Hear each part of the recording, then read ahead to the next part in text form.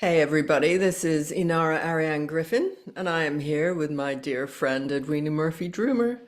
And we are speaking today on a different aspect of pleasure. So this is the pleasure of nature. And Edwina has a brand called Eudaimonia, which is all about helping women flourish. And all her symbolism is nature. It's always flowers. And you used to run a flower farm. So I'll hand it over to you. But you are the embodiment, and you're Victorian. You're the embodiment of pleasure in nature. So tell Oh, us a little bit about you. a little bit about me. That's a big question. That's a big question. Where do we start?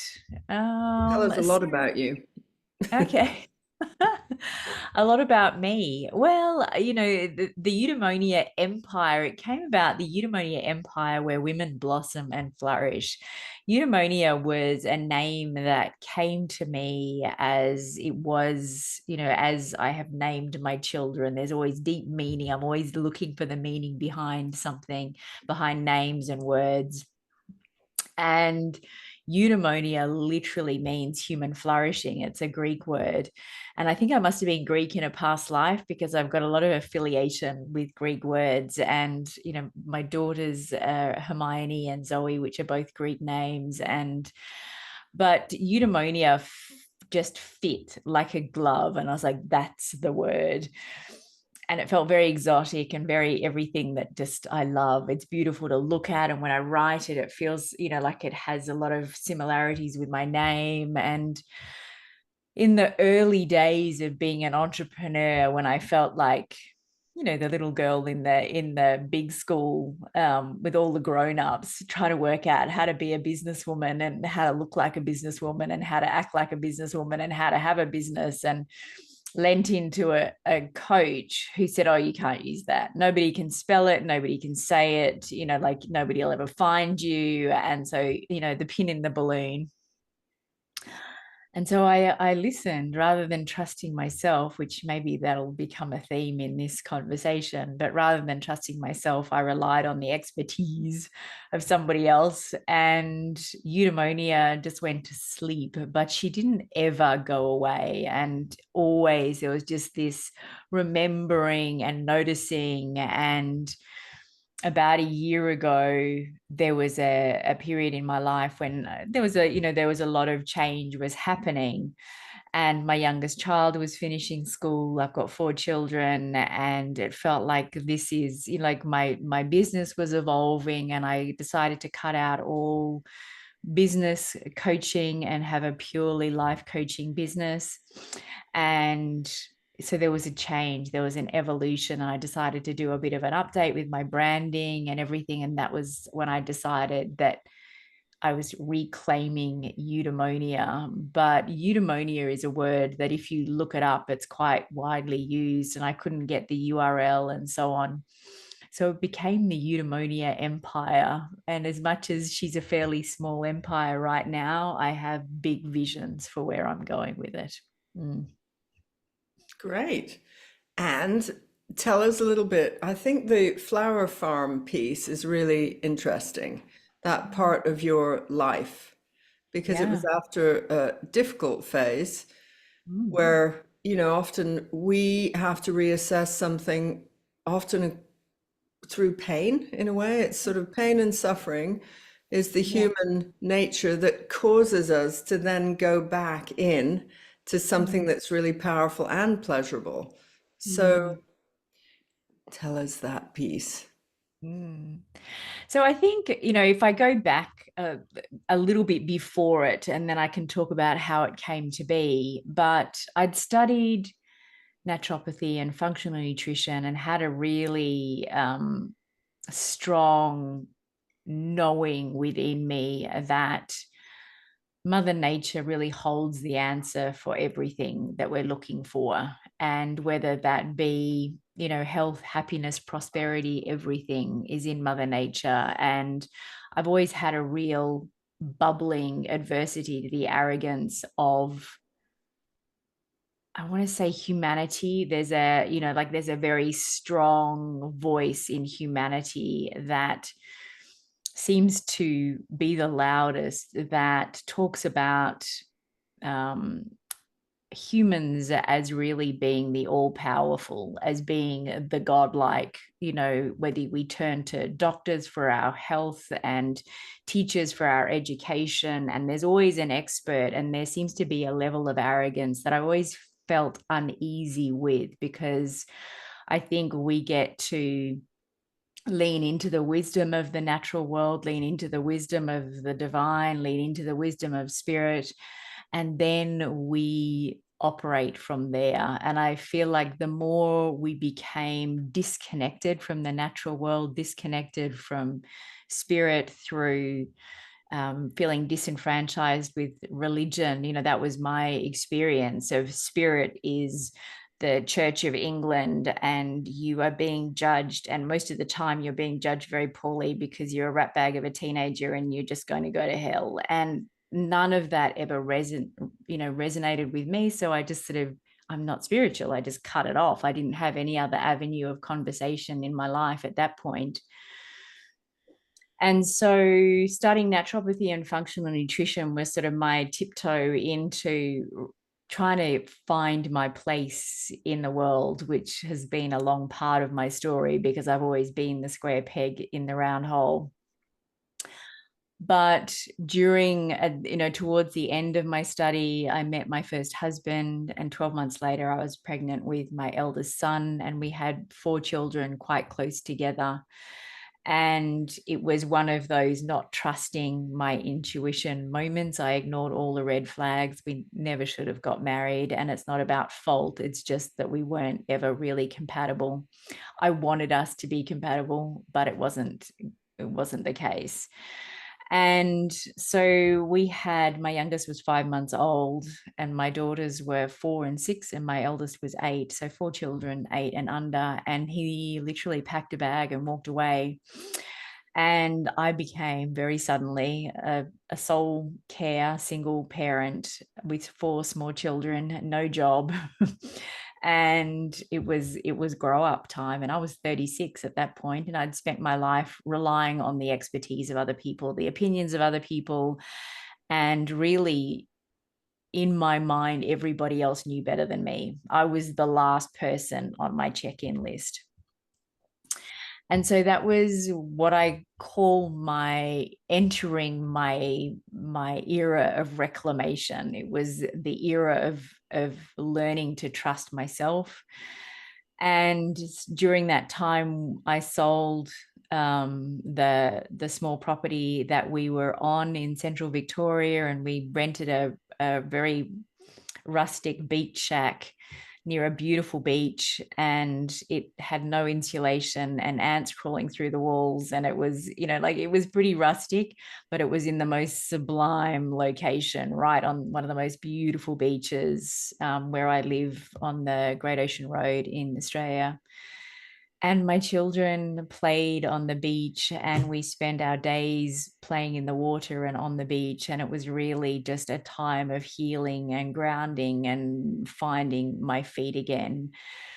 And so after that 12 something months, I came across a property that was for sale, a flower farm.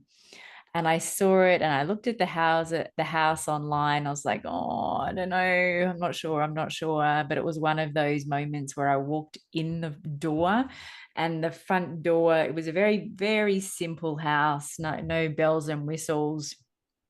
But I walked in the front door, which had a big glass panel in it, and I could see straight through the other side through glass. And it was just this green rolling hills out over a big body of water, flowers, roses. And I was like, I'm home.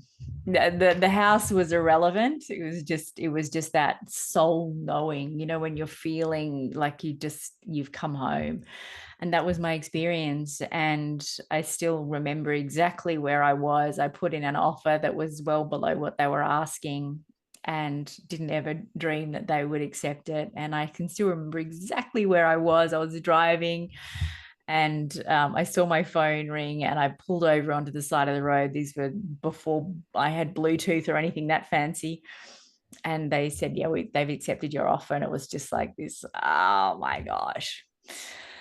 So yeah, my beautifully feral children grew up on this flower farm, barely wearing shoes until they started school. And I was a big advocate of them really being immersed in nature at all times. I was very strict with the toys that they had. My family and people around me were on very strict notice that there was no plastic, no preformed toys. Books were a big yes, but otherwise things that they could create things with. The only thing that I really had that was plastic was Lego, because that's something that they had to use their imagination to build. But otherwise they built fairy houses with, collecting little sticks and flowers out of the garden. And they played wars in the paddocks with dried protea. For anyone that knows protea flowers, they have fairly significant dried buds, and they'd piff each other with those. And they learnt to light fires, and they learnt to cook. And I made my own bread, and they'd have their little hands in the bread dough, and it was quite literally a dream. And I've got one very vivid, very special memory that I think, when we talk about pivotal moments in our lives, when you just know something's changed and you never forget it. And I was sitting on the veranda watching my kids play, and we had green grass, and it was a flower farm, so it was a working flower farm. I had about 100 roses in my front garden that I used for weddings and different things. And they were playing there on the grass, and it was a beautiful blue sky, and like all the colors. You talk about pleasure, all the colors were vivid and alive, and it was just one of those days, most divine days. And they were playing, from memory, they were probably naked. With sprinklers going. And I just remember I'm a lover of photography, and I remember I was just capturing a moment, and then I looked up and I just went, I created this, I did this, me. And it was just one of those moments that was a shift from having been so reliant on everybody else to create things in my life, and never believing really that I could do anything for myself, that I was good for much at all. But I'd become this ferocious, loving, passionate mother with a beautiful farm with chooks and alpacas and horses and children. And it was bliss. Talk about pleasure. That was bliss. This is it. It's these moments of that deep knowing. Yeah. Um, and I can really relate to something and just tell you a tiny moment of that, because I have had deep connection with nature always, and I've lived in cities always, pretty much, Yeah. except when I was a child. I lived up in the northeast of England and by the sea. Mm. And I'd arrived in Canada. My parents emigrated there, so I had a whole teenagehood there. But I had this longing to come back to England.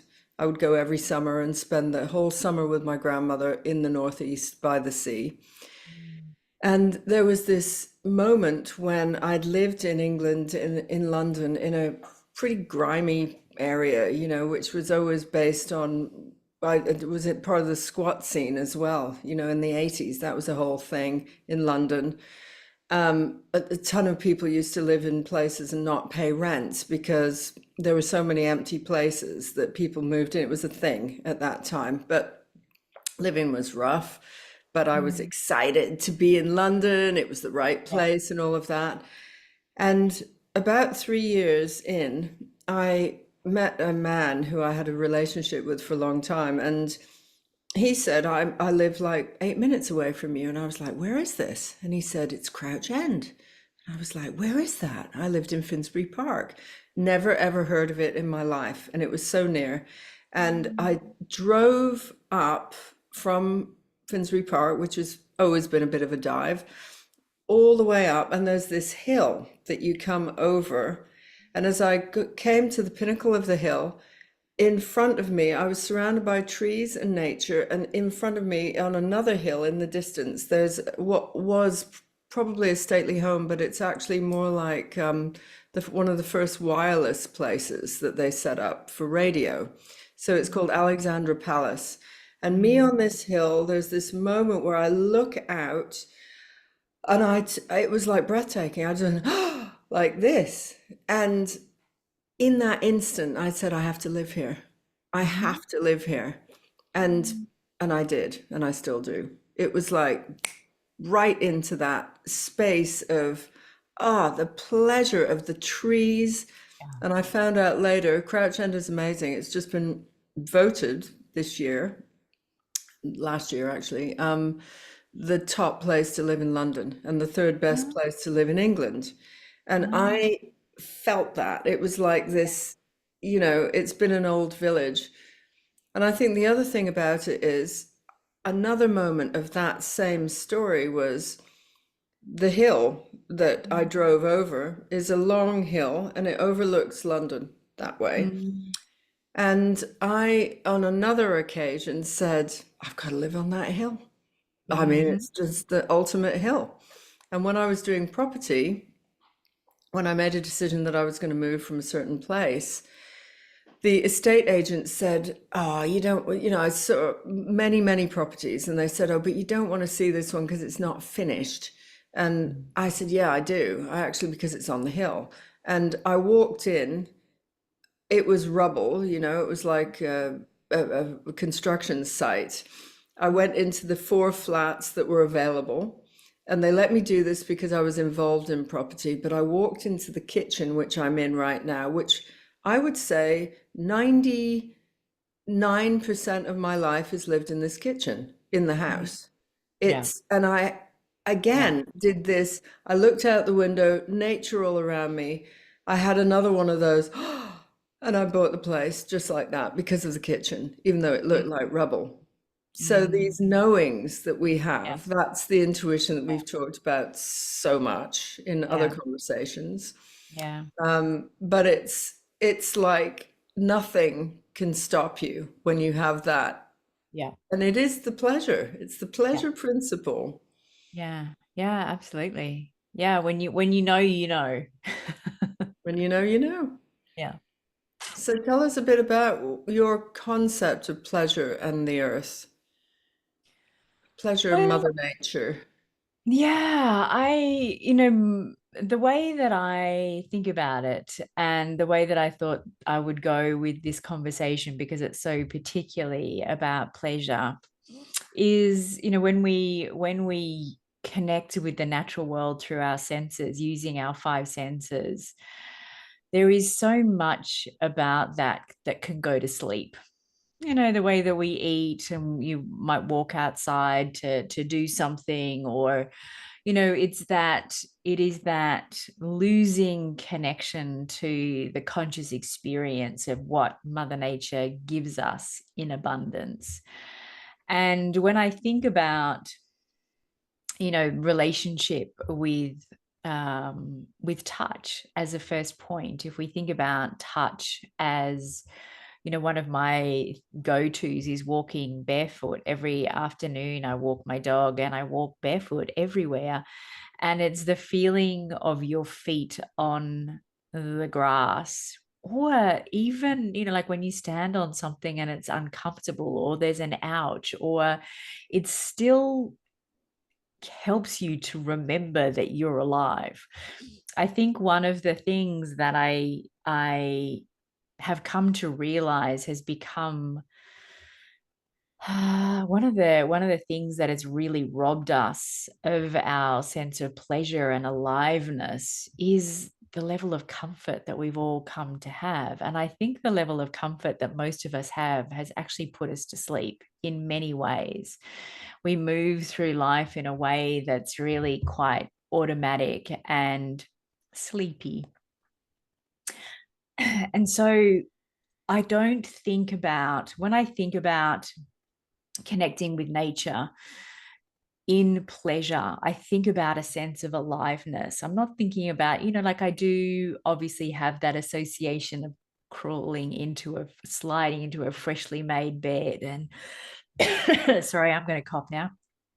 Sliding into a freshly made bed and your whole system. I love, the exquisite pleasure of the lights going out and it's completely dark and my whole body just settles. That is a pleasure for sure. But what I want to talk about is the pleasure that comes from being connected through our senses in a way that makes us come alive, in a way that reconnects us to the aliveness of pleasure with nature. So if you walk out and turn your face to the sun and you close your eyes and you allow the sun just to sink into every pore that is exposed without fear of the sun, like these are all the things that have robbed us of pleasure. The sun, we would die without it. So to fear it is absurd. We get to be intelligent in the way that we interact with the sun, but we need the sun on our eyes and we need the sun on our skin to be healthy, to be vital, to be alive.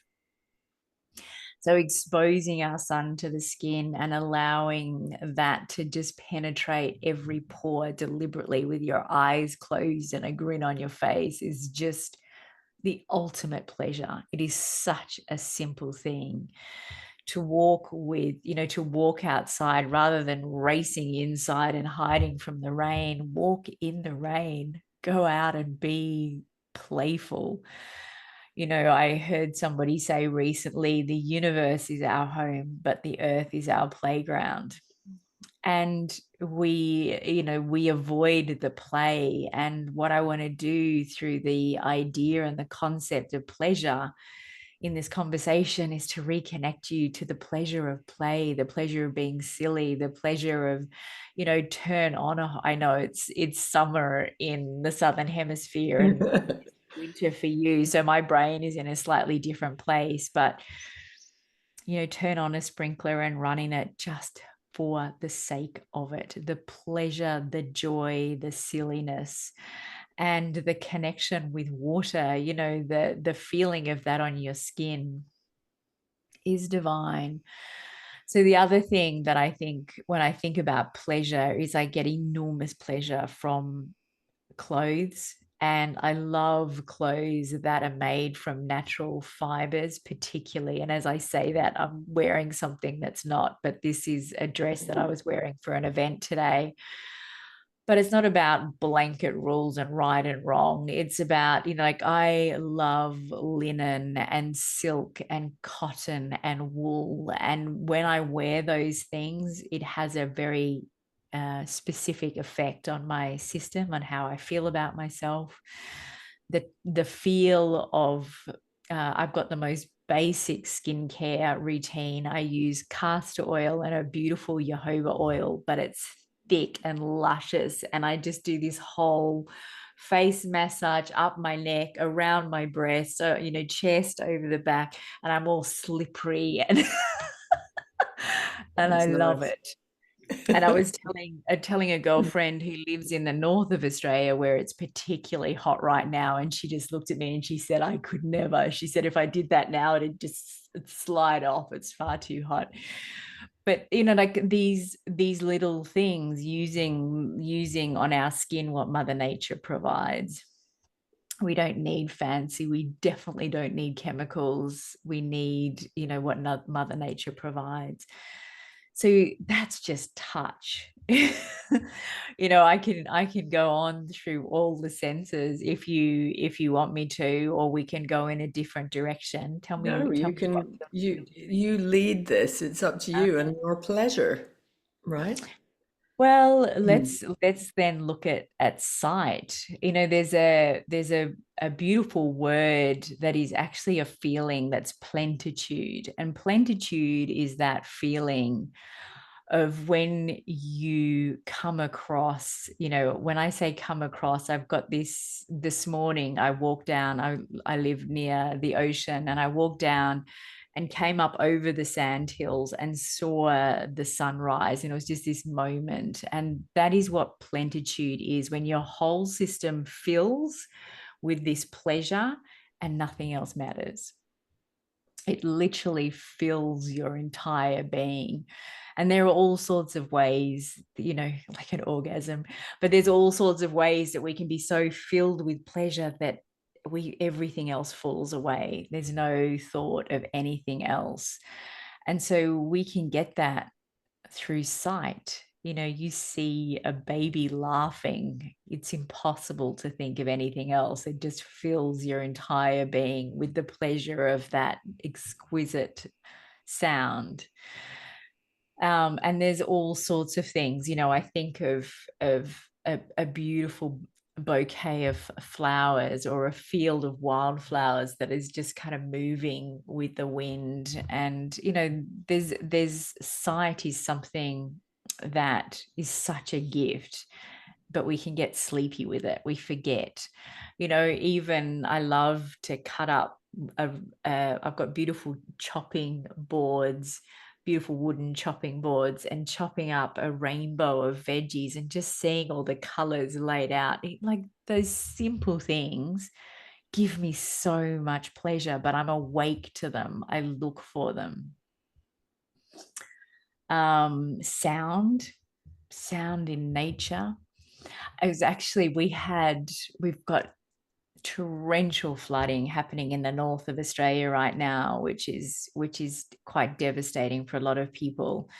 But my husband and I were talking about the smell of rain after it's rained, and he said, that's got a name.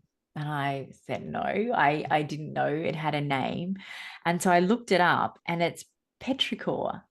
So I went searching because I love the name. I love meanings of names. And petrichor is a Greek word.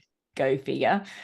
Petri means stone, and ichor means the fluid that flows in the veins of immortals. Oh. From Greek mythology. And apparently Australian scientists in 1964 or something came up with this smell, but it's when rain hits the volatile oils in plants and in soil that it releases that smell. It's delicious. When you walk outside, particularly in summer when it's been hot and suddenly it rains, and then the smell is just so evocative, and it just wakes up that smell, like the smell of cut grass, or essential oils, or our whole being holds memory from smell. So the one of the things I remember, and I realized I was talking about sound and then I went to smell, but I'll come back. I remember when I was studying naturopathy, and they were talking about deodorants and antiperspirants and aftershaves and all the things, perfumes, all the things that we use. And there is a theory, I love a good theory. There is a theory that there is a correlation between our obsession with not smelling human and the divorce rates, because we are attracted to ideal mates through smell. It's one of the ways that we pick people that we're compatible with, that Mother Nature has come up with for us to pick people that are compatible with us through pheromones and so on. And we disguise them all. So we've taken away one of our core abilities to choose a good mate. I think that's fascinating. But I love the smell of my children. That's another, like you talk about pleasure. It might be that everybody else thinks that they're stinky teenagers, but any mother listening to this, you'll know what I mean. And I think we even do it with our pets, like when they're healthy. The smell of our animals even is, like all those things are just, anyway, brings pleasure. And So even if the I go, touch, I have to just break in there because I had three cats until last year. And mm, I, even in the pitch black, I could yeah, feel the yeah, difference in the fur and mm, this difference in the scents. And they were all earthy, beautiful animals, very mm, healthy and gorgeous. But if one bounced up beside me at night, where I mm, was completely just waking up, all I had to do was feel the fur yeah, and smell the cat. And it was the first thing that I would know. They all smelt delicious, you know. yeah, It was yeah, like, yeah, real animal, earthy. I love that. yeah, me too. Me Yeah. too. Okay, so I was talking about what was the Sound. oh, sound. Sound is gorgeous. Yeah. Yeah, the first thing that I think of is I've got a little ritual that I sit outside. I've got a back deck. I've only got a small garden area now, but I've got a lovely back deck and I've got, a grapevine that hangs low over it and fruit trees everywhere. But the bird life out there is amazing. And just if you can just turn off everything else, I think we've become so saturated with noise. Oh my goodness. It's either a podcast or music or there just seems to be this endless I just cannot understand why people turn on their TV first thing in the morning and it goes all day, whether they're in the room or not. And it's not a criticism. It's just for my nervous system wouldn't cope with that at all. It just makes me exhausted. So having the sound of nature, even just I've got a really bizarre memory of property I lived in when my children were born, and we had a big row of cypress that ran down beside our house, and between us and the block next door. And there were a family moved in there and were building, and she said to me, I don't know how you cope with the noise in the trees. And I couldn't, like, my brain just couldn't comprehend. She'd moved from a big city and she was used to the noise of cars and things going all the time, but she couldn't cope with the sound of the wind in the trees. But it's what we know, it's what we used to. But personally, I love that sound. So what haven't I done? Taste. How could I Taste. not do taste? My obsession with food, I have to do taste. I was talking about this sleepiness that we get, and our senses all just start to shut down and go to sleep. And it is so easy to reconnect to our taste buds and reconnect to the pure pleasure of food. Oh my goodness, if there is nothing else on earth that brings pleasure, food is one of them. And I think, we've got to the point where food is so abundant and we can choose from anything and so on and so on. And so it just mindlessly goes in while we're on the phone or watching TV or, whatever else on the run, driving the car, whatever we're doing, it just becomes this kind of shovel mindless thing. But I think when we take time to reconnect with eating, I always say if you can shut down other senses while you focus on one, it helps to bring it alive. So like if you listen to an exquisite piece of music and you close your eyes, the experience is different. And it's the same with eating. If you get, depending on where you are on in our beautiful planet right now, if you get something that is seasonal and local and beautifully fresh, a piece of fruit, whether it's an apple or a mandarin or an orange or a stone fruit or whatever it is, and just pick the most perfect one and take time, get yourself a really pretty little plate and a gorgeous knife and sit down and light a candle and make a ritual of it and take a moment to be in deep appreciation and gratitude for that piece of fruit take a moment to close your eyes and think about the farmer who planted the tree, and just picture the farmer. What is he wearing? Where is he? And imagine him with this tiny little seedling that goes into the ground, and he's carefully cultivated the ground, and he plants it, and he nurtures it. It gets sun, and it gets rain, and it gets wind, and it gets all the elements that go into nurturing it, nourishing it, feeding it. All the goodness that comes up from the soil, from Mother Earth, is giving it everything that it needs to grow.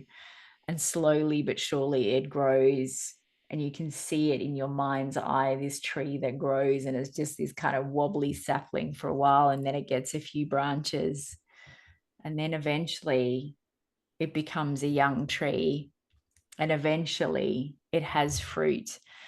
And at no point does that tree think, I don't know if you deserve this fruit, I'm going to hold this fruit all for me. It never does that. The gifts of Mother Nature is, I have abundance and all are welcome. Come and feast. Come and feast from me, from my harvest, from what I have provided for you. And somewhere along the way, somebody harvested that piece of fruit that you're holding. And there was possibly a million people with a million hearts, with a million good intentions to ensure that that piece of fruit made it to you, and eventually it makes it to you. And to treat it with the reverence and respect and love and deep appreciation and gratitude for the fact that this piece of fruit has made it into your home and is on your plate. And look at that piece of fruit and see it, see the texture, see the love of Mother Earth, see the sun, the rain, the wind, all the things that have gone into growing this piece of fruit.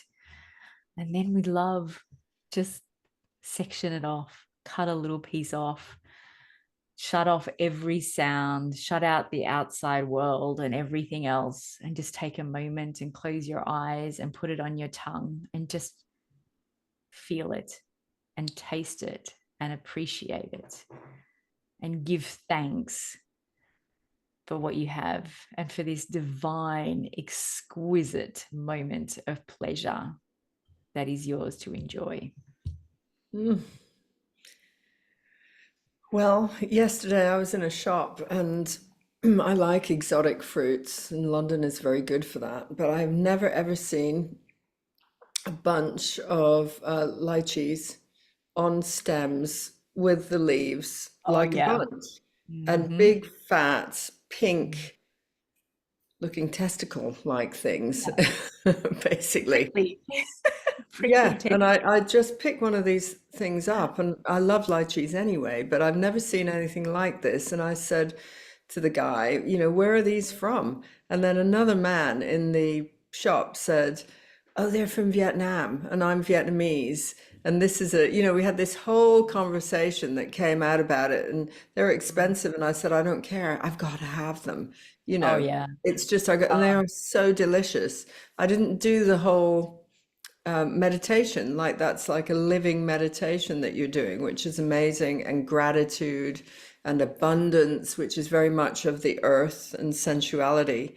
But the delight that I had with eating them last night was all that, and all the conversation that went into it. This proud little Vietnamese man who was Yeah. like, they're from my country, and you know, Yeah. it Yeah. was just charming and lovely. Really. When I Yeah. think I love lychee, they're just such an indulgent, and I mean fresh. Totally. Yes, the ones in the tin are, are delicious, but if you get them fresh, it's next level. But in my opinion, the ultimate food of the god is figs. Oh, I can I can make myself sick on them. I've got a fig tree in my garden, which is quite ridiculous because my garden's not very big, but I was determined because they're enormous. And but oh my goodness, figs. Mm. Figs, and for me, mangoes. It's Oh like yeah, yeah, figs and yeah. mangoes and lychees. I mean, all together, you can imagine that. The Oh yeah. flavor, the scents, the smell, the Uh, colors, it's all of it. All of all it. of it. Yeah. dripping down as you eat it. It's messy, which is Yeah. a pleasure, not Yeah. being all polite and, Yeah. British, wipe your mouth. Yeah. But this is part of it, and this is like, really the conversations that we're having around this, because it's the Queen's pleasure. It's all about that. Like, heaven is on earth.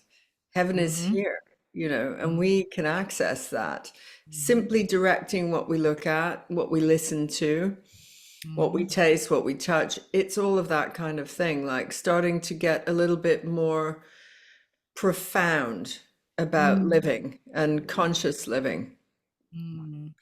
rather than just, and I do, it's not that I worry exactly, because everything has its moment, and there's, you know, it will move forward somehow. But however, I do see people on the phones all the time now, all the time. First thing they do, they wake up, they turn it on, they've got it on all night. Yeah.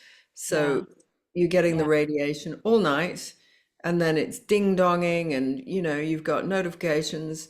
Mm-hmm. Silence is connected to the earth. Silence is the earth connection. And it's one of the healthiest things to sit in silence and to not have everything constantly on, because we need to turn off to Yeah. turn on, in a Yeah. way. You get turned on by turning off, Yeah. not the other way around, that push culture. Yeah. So I do think, when I see, 3-year-old children playing with their parents' phones, sticking the phone in their mouth, Mm, eating it, mm, all of that, it's like, whoa, yeah. something there Yeah. could be Well, I mean, interrupted. yeah, the radiation is definitely one part of it. The other side of it is the gift of boredom for children. It's how they tap into their imagination. It's how they become creative and find themselves in the world. If they're constantly distracted and never bored, they don't find that. And this is one of the issues that we're seeing with anxiety and all the mental health disorders that is just escalating as well. Yeah, and it's so simple. I did Yeah. read something, or I saw a video of something, that a mother refused to let the kids bring, I think it was, they did a holiday where she just said, first of all, the first instruction was, you can't have the phones at the table when we're eating. Well, that was meltdown, Mhm. utter meltdown, war. And then she Yeah. went further than that. When they didn't agree to that, she confiscated the phones. And Mm, that was for a good month, something like that. mm, And they started to love it so much. The family started to love it so much. Even these teenagers who were just at the beginning raging about it, they then made agreements in life that, okay, well, how are we going to bring this in? How are we going to bring that in? And so there were all these agreements made about, we're never going to have them at dinner, so that we have yeah. these conversations. And there were some other things as well, but it was amazing how she had to make a bold move on Yeah. behalf of nature. And Yeah. then they loved it, actually. Yeah. Yeah. Yeah. I love that. A bold move on behalf of nature. I love that. Yeah, my youngest son, who's going to be 18 this year, and my husband and I played Risk last night. I don't know if you know, it's a board Fun. game. Love it. Total Yeah. world domination, and mother won total world domination. It was a Oh, proud did you? moment. But like having board games, doing things like that, I have to fight addiction to my phone all the time Yeah. because it's my work, and it's I've got 3 children. I've got one that's climbing Everest at the moment, or to base camp, and like children all over the place, and I'm connecting to them, to friends, and then there's my work, and then it's like, and then I realize, oh my lordy, just I get my notification that's like, you've been on 5 hours or something today, and it's horror. It's Yeah. so easy to do. And I think we've got to, rather than beating ourselves up, we've got to see that it is no different to carrying around a chocolate cake all day and not being allowed to eat it, or putting a thing of cocaine in front of somebody that's had a cocaine addiction and expecting them not to touch it. It is highly addictive, and they've Yeah. designed to be highly addictive. So, we've got to be super, super conscious and make bold moves to reduce it. Yeah, and Yeah. reduce the time that we spend on them. It's no small thing. Mm. Well, that's a beautiful conversation, very different than some of the ones that we're having in this conversations on pleasure. Yeah. And just to say once more, this is the grouping of this. It's going to be an ongoing conversation that I want to have with people because it's the Queen's pleasure. And not only is it the aphrodisiac oil that I created, which is meant to send you back to the self. Not, it's not even about partnership, it's about ritual. And when I think about the greatest pleasure, if I had to sum it up, it would be ritual and ceremony is my number one Mm. because it's an experience. So when I've gone through many ceremonies myself, it's Mm. a different language. You're Mm. using all the senses. It's the fire, it's the light, it's the sound, it's the singing bowls, it's all sorts of things where you're making agreements with yourself to, it could be like, I'm leaving something behind, or I'm moving forward towards this, or whatever. None of it has to ever be spoken in ritual. It's a different way of making affirmations to the self. So I created this arousal oil to be your affirmation to yourself, to give Mm. yourself the time with yourself. It's not necessarily about initially pleasing someone else or pleasing a partner or all of the things that you would think it is for. It's Mm. actually to please yourself. And once you please yourself, boy, are you in a very different space. It's like this empowerment starts to happen when we're in touch very deeply with ourselves. Mm. So conversations and the people who are coming out of this are all very much in touch with themselves, and long may it flow. That's all I can say. But I think we've come to a natural conclusion there, and I just want to say thank you so much. They're vivid, evocative moments that people will be having with you. Yeah. They'll never eat a lychee again in the same way. Smelling babies as they go around. And Yeah. yeah, is Yeah. there anything else you want to end on? No, I think that's perfect. And my only reminder and invitation is to really just be more connected as much as we possibly can to doing whatever we can to awaken that sense of aliveness, because if we're sleepy when we move through life, we're just missing out on life. And that's when you wake up and go, what did I do last week? What did I do yesterday? What did I do? I don't even know, because we just kind of move through life in this sleepy kind of haze and autopilot. And we don't have to book some lavish holiday somewhere or do something radically different that costs a lot of money or takes a lot of time. It's in the simple rituals that we do every day. You're talking about rituals. One of my favorite rituals is a black coffee in the morning, and I go for my walk and I come back and I sit with like we've got the machine and I grind the beans, and then it's like drip drip drip, and the whole ritual, and then sitting with a beautiful cup and everything is deliberate, and then I sit and then I've got my journal, I go outside. Those rituals that we have are what connect us to life and bring meaning back into the everyday. So having a beautiful oil like the Queen's Pleasure that is part of your ritual that you have, once a week or whatever it is. And then it's just this really special moment for yourself. That is it's a ritual, and all of these things, when you add them all up together, create this extraordinary life. Mm. Absolutely. Here's to an extraordinary life. And thank you so much. And you and I will be doing more because we do podcasts together. We do Wise Women's Stories. We do lots of things. We are deeply connected from London to the ocean road in Australia. Just thank you so much. It's a pleasure. Thank you for having me. Mm.